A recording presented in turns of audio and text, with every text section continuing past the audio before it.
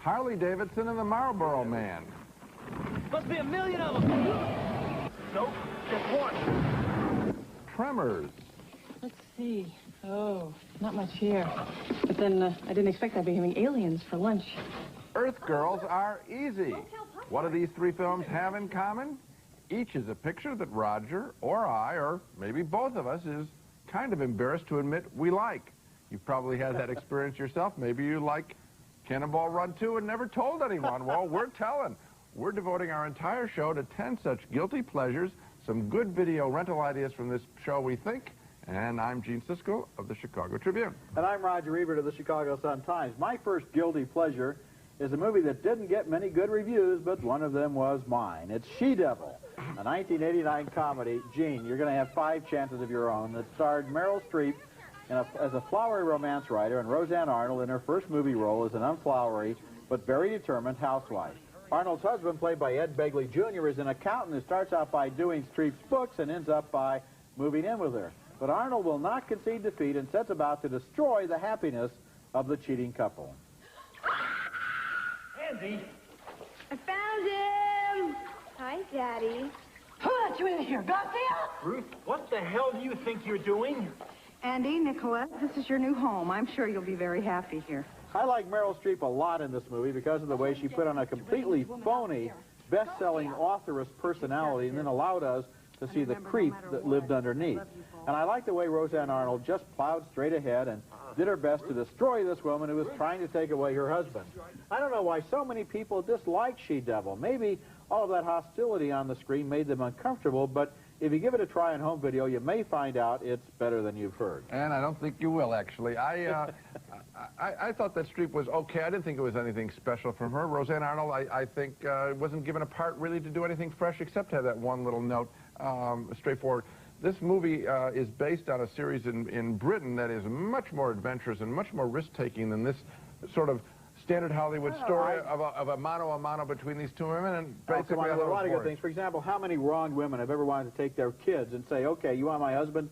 Take the kids, too. That's a good scene in this movie. Roger, for this kind of star power, there is very little that's exciting in this picture. Well, let's see what you think is so great. Okay. My next guilty pleasure, and it is guilty a little bit, is the horse betting fantasy Let It Ride, with Richard Dreyfuss playing a horse player who has the one great day that all bettors dream of.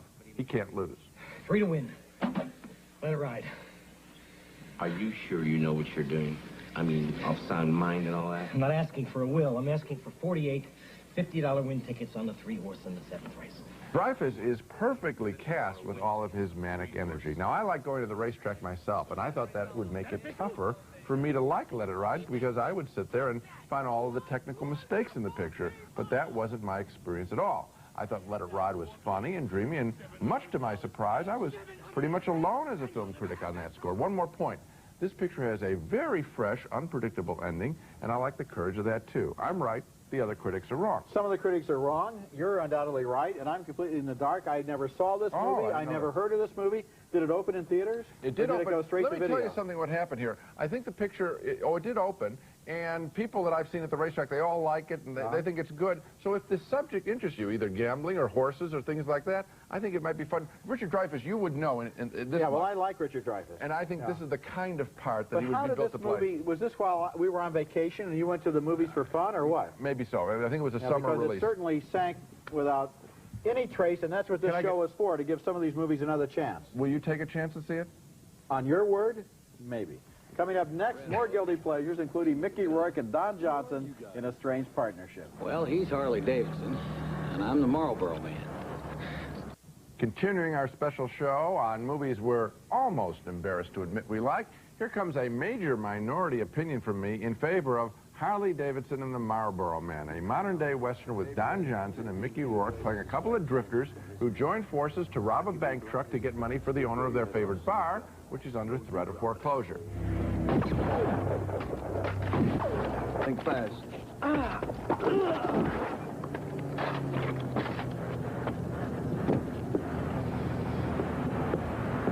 Come on, get over here. Sit down. Guns are made to be shot, Harley, not thrown. I like their spirit together. I like the casual story. no major action scenes. And I wondered who directed this picture that way. And it turns out to be a guy named Simon Wincer, who directed Lonesome Dove, which is generally thought to be the best made-for-TV movie of all time. I know this picture was dumped on by every other critic, and sometimes when two big stars aren't in a smash hit, the picture really gets smacked around by the press. But I thought that Harley Davidson and the Marlboro Man was really sweet, and I recommend it. I didn't recommend it, and you know, as you described the plot once again, I was reminded of what I thought was sort of a little hole in it. Their favorite bar is going to be foreclosed on by the bank, and they need how much money? Something like, I don't know. Let's say $100,000. So they're going to rob the bank's. Less. They're going to rob the bank's truck. Yeah. In order to get the money. Right. Do you think the bank would find it suspicious, let's say, if today their truck is robbed of $100,000 and tomorrow Mickey Rourke and Don Johnson come in with $100,000 in cash to pay off the mortgage? Would that cause anyone to I don't feel... know if it's the same bank, but you know, I think they have so many properties under foreclosure that they might not put it together. But the point is obviously, Roger, the chemistry between these two guys. And I thought there was something there, and I do think it's a gentle hold-up picture. And I do credit Simon Wincer, and maybe the same thing that was going on with Roseanne and Streep. I just want to understand, when you get two stars and they really don't deliver big time, okay, everybody is just then they get extra. I felt that the problem with the movie was that it was too mellow, it was too laid back, too many whimsical little conversations that kind of meandered nowhere, and not enough of an engine to drive the plot. Okay. My next guilty pleasure is a goofy little 1990 movie named Tremors, which is about a group of people living out in the desert who gradually become aware that they are under attack by a group of 4 giant monster worms. I mean, even at the time I saw the film, I thought it was really sad to be one of only 4 worms, and I was never able to understand why there weren't any more of them. The worms live under the surface of the sand, and they burrow along until they find their victims. And for the local townspeople, it's hard to figure out. They don't understand that they're under attack from killer worms. Wait, they stalled out your truck? You have to be one strong son of a bitch. Stinks, too. I'll give you boys $5 for this. 20. Okay, 10. 15. Tremors stars Kevin Bacon and Fred Ward among those who figure out something strange is happening, but the best scene takes place down in a basement where Reba McEntire is the wife of a gun nut, and together they use everything in their collection, including an elephant gun, to blast one of the worms to smithereens. This is a very odd film, but in its offbeat way, it sort of grew on me and made me ask questions such as, how come there are point-of-view shots where we see what the worms are seeing, even though the worms are blind? That's the kind of question that you ask. This picture has grown on me. I gave it a negative review when it first came out. Mixed. I've seen it on cable, and I do watch. And I like the worms burrowing and them jumping around on the top of the worms. So I think it is worth a second viewing. There is a spirit of good fun there. Fred Ward, a major underappreciated actor. Yes, I like him. Kevin Bacon has got a bigger name. Don't you always enjoy in all these science fiction monster movies where they have instruments and they're out in the desert and something is causing tremors, but it's not an earthquake, you know, and then they realize it's killer worms. I mean, I always love those discovery scenes like that. Okay, coming up, more guilty pleasures, and you'll never guess what I'm going to pick. There is no way. This is the 90s, man. Chicks got a right to choose. My next guilty pleasure is a 1989 rock musical comedy named Earth Girls Are Easy, which starred Gina Davis as a manicurist who is visited by 3 aliens who drop into her swimming pool one day in their flying saucer. Now, it takes a lot to faze a Southern California girl, and so she invites them to lunch, but they're all covered with fur, which isn't great in that climate, and so Davis's partner at the hair salon, Julie Brown, gives them a beauty makeover. Behind door number 3, this is the ultimate.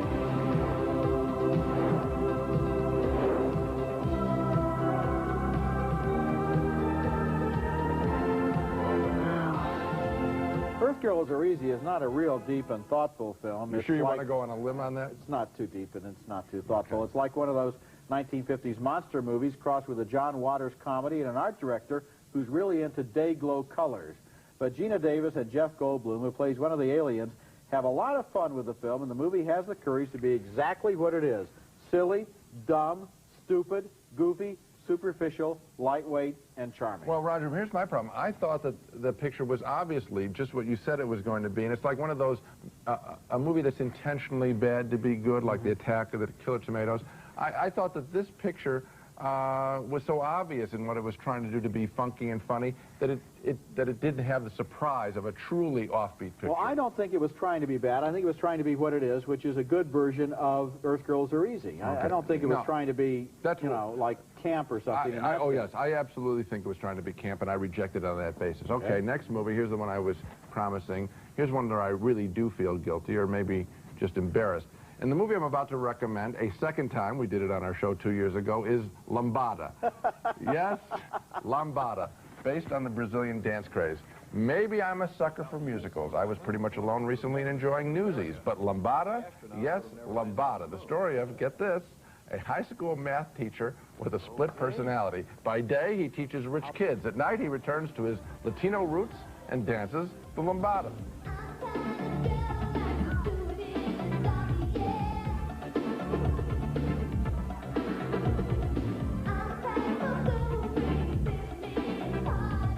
What's this little game you're playing with me, Sandy?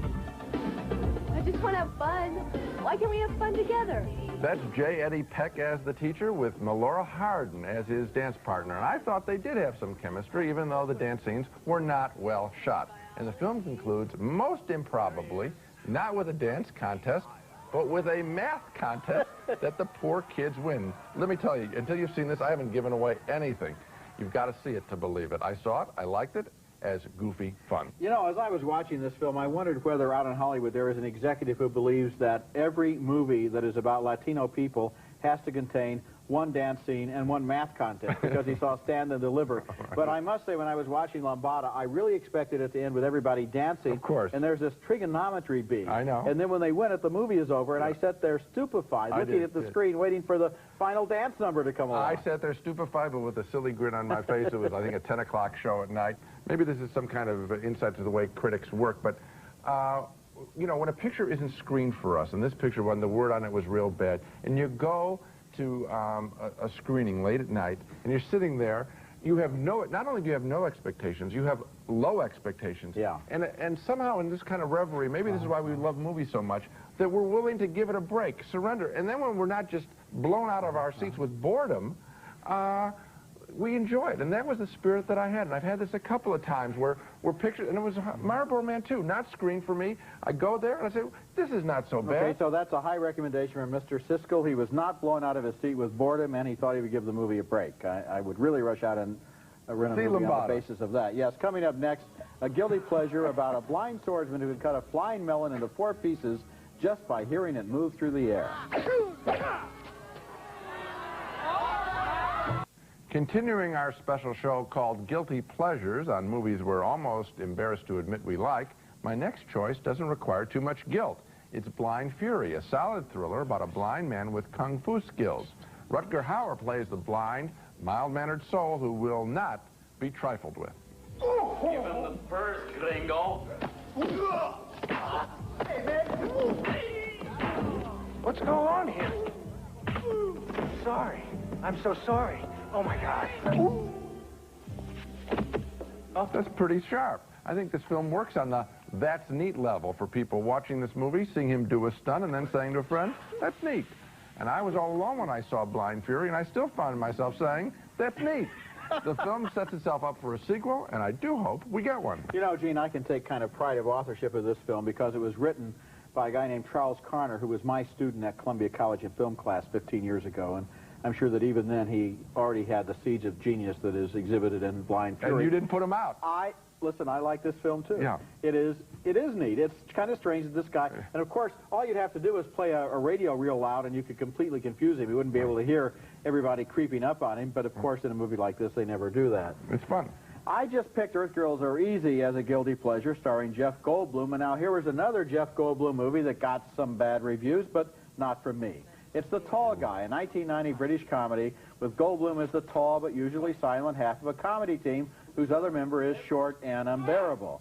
One day, the tall guy goes to the hospital and falls head over heels in love with a nurse played by Emma Thompson. I mean, you know, if you'd asked me out because you thought I was pretty or nice or anything like that, it probably would have been a good idea. But since it's just professional inquiry, it's probably best kept short. Right. I do think you're pretty and nice as well. see you here at 6 tomorrow then. Their romance is convincing and sweet, but the movie really goes over the top when Goldblum somehow gets cast as the star of a musical version of The Elephant Man. And the scenes involving the elephant musical numbers are as funny as anything along that line since Springtime for Hitler and Mel Brooks as the producers. For some reason, the tall guy fell flat at the box office, but take my word for it, rent it on video. Of all the movies on this show, it's the one that I like the best. Oh, gee, I think I didn't like it. It isn't even a close call. You didn't even laugh during the dancing elephant You know what? It's funny. In that sequence, and that isn't why I knocked the picture, but in that sequence, I saw it was an obvious attempt at a joke. I guess when it's so obvious that they're doing the parody. Well, you can't do a musical number involving elephants that isn't Roger, obvious. No, Roger. I'm just, you know what I'm saying. When I can tell that the joke is coming, it doesn't catch me by surprise. But I didn't find any chemistry between Goldblum and Emma Thompson.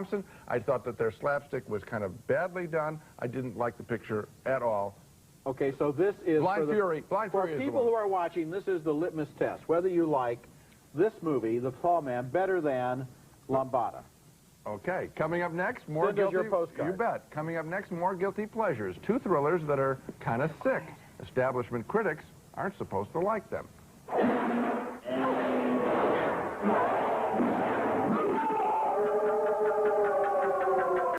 Now comes my final guilty pleasure, Evil Dead 2, subtitled Dead by Dawn. Remember, Evil Dead 2, don't confuse it with Evil Dead 1.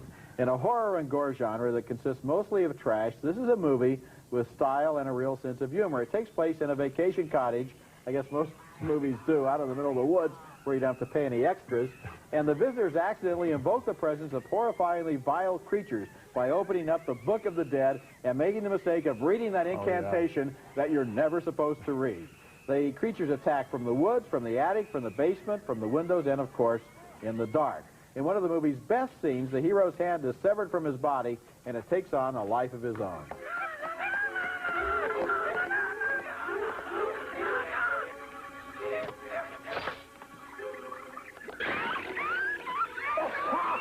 Evil Dead 2 was directed by Sam Raimi, whose breakthrough hit was Darkman. He's one of the best of the new breed of talented exploitation directors, and what I like is the way he uses all the usual disgusting special effects, but he makes them funny.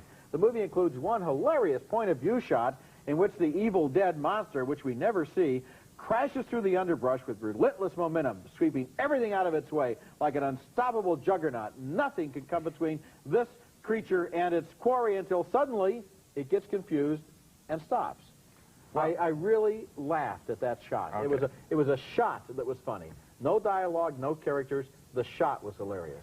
I know what you're talking about in the exploitation genre. I think I can do better than Evil Dead 2. My last choice, and this is another rough thriller, The People Under the Stairs, directed by Wes Craven, a much more established master of the genre. A haunted house-type story about a ramshackle mansion, a former funeral home, where there are, as the title suggests, voracious cannibals trapped in the basement.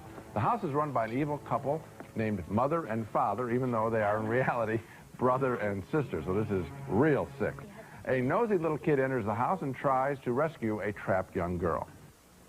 Father's one sick mother, you know that? Actually, your mother's one sick mother, too. Now, when the evil couple turns up in a brief shot wearing S&M leatherwear, I thought maybe Wes Craven went too far. But before he gets to that, he once again demonstrates that he does know how to make terrifying scenes.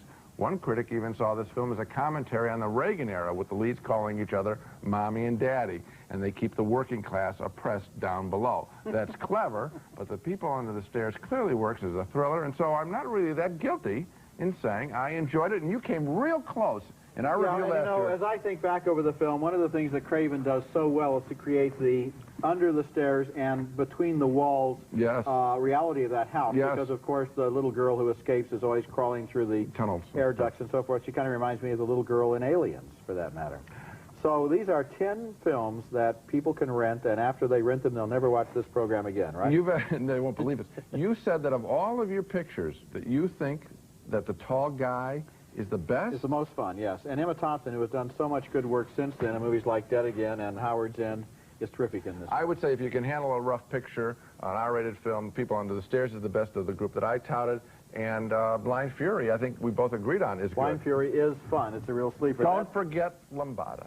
What are you going to do? As a summary, you're going to mention all 5 of your movies. Thank you. Terrific. I picked my favorite, and That's what I did. That's it for this week. Next week we'll be back with reviews of Folks, starring Tom Selleck and Don Amici, in a comedy about a desperate yuppie and his meddling father, and Leaving Normal with Meg Tilly and Christine Lottie hitting the road for Alaska. Maybe one of those or one of the other pictures next week will have the potential to be a guilty pleasure. That's next week, and until then, the balcony is closed.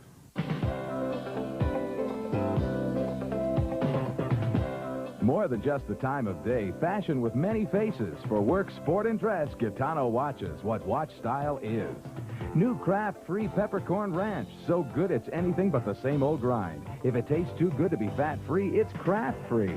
Rice-A-Roni. Any day of the week, the flavor can't be beat. Rice-A-Roni, the San Francisco treat. Kraft Touch of Butter spread. It's made with rich, creamy butter. So when Kraft Touch of Butter says buttery taste, believe it. A touch of real butter makes a real difference.